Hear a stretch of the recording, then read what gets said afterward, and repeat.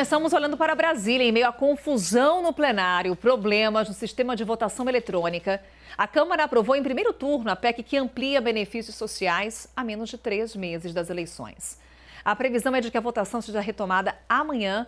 Vamos lá com Nolan Robertos, que está na Câmara dos Deputados, porque, Nolan, mais do que o placar de 393 votos favoráveis, o grande destaque foi essa confusão que eu falei há pouco. Tem Polícia Federal na Câmara dos Deputados.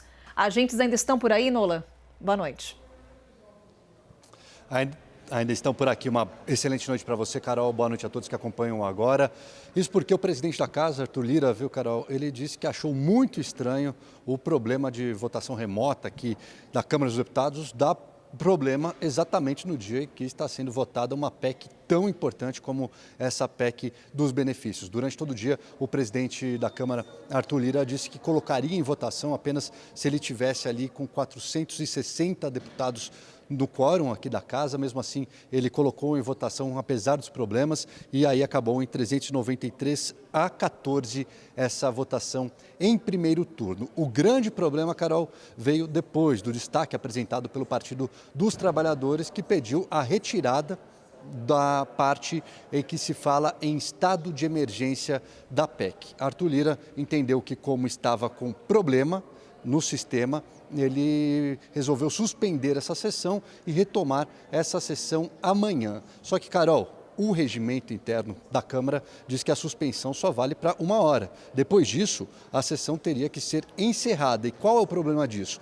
Como que acontece aqui na Câmara? Os deputados podem vir até a Câmara, eles batem o ponto aqui e depois eles podem votar de longe aqui de Brasília, por exemplo, nos seus domicílios eleitorais. E se tivesse que abrir uma nova sessão amanhã, os deputados, de repente, não trariam o quórum que Lira quer que aconteça. Então, a oposição está revoltada com isso, porque o Arthur Lira diz que vai manter o mesmo quórum de hoje, diz que é uma suspensão extraordinária e, por isso, ele vai colocar com o mesmo quórum amanhã e vai permitir que os deputados votem mesmo de casa. O líder do PT aqui na Câmara disse que já fez um requerimento de pedido de encerramento de sessão, que a Câmara publique esse encerramento. Eu volto ao estúdio com você, Carol. Nolan Roberto segue na Câmara dos Deputados acompanhando os trabalhos da Polícia Federal. Volta a conversar conosco a qualquer momento. Obrigada por enquanto, Nolan.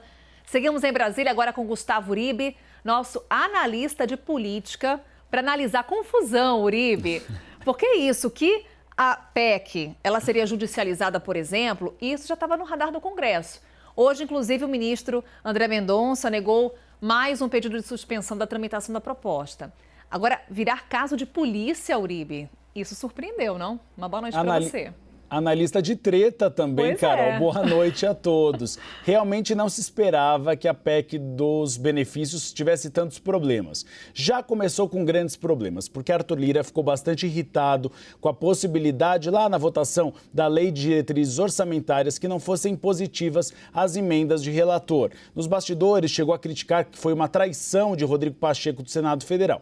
E aí, por fim, decidiu então votar a pedido do Palácio do Planalto. Já nos primeiros momentos, quando você tinha um encaminhamento da votação, o sistema já estava dando problemas. O que esperava Arthur Lira? Que você tivesse pelo menos um quórum de 470 parlamentares, porque aí você teria uma gordurinha aí para queimar se caso você não tivesse um placar muito favorável.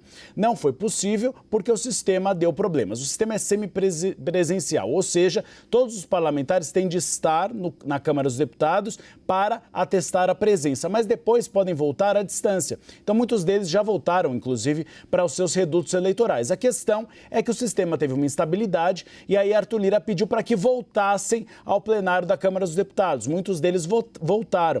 E aí foi possível, inclusive teve uma troca de ofensas entre Altineu Cortes, da base do governo, e também Orlando Silva, da oposição, mas se votou 393 votos. Ou seja, você teve mais do que era necessário, que era 308, para aprovar em primeiro turno a PEC dos benefícios. A questão é que começaram as discussões de destaques. E o primeiro destaque era para tirar o estado de emergência da PEC, o que faria com que você não pudesse, então, dar os benefícios durante o período eleitoral, porque iria contra a lei eleitoral. E aí o sistema caiu de novo e aí Arthur Lira suspendeu a sessão. O que os partidos de oposição dizem? Que tinha um apoio, inclusive, do Novo e do PSDB e que esse destaque poderia ser vitorioso e que houve uma manobra de Arthur Lira. Arthur Lira culpou um eventual hacker por invadir o sistema.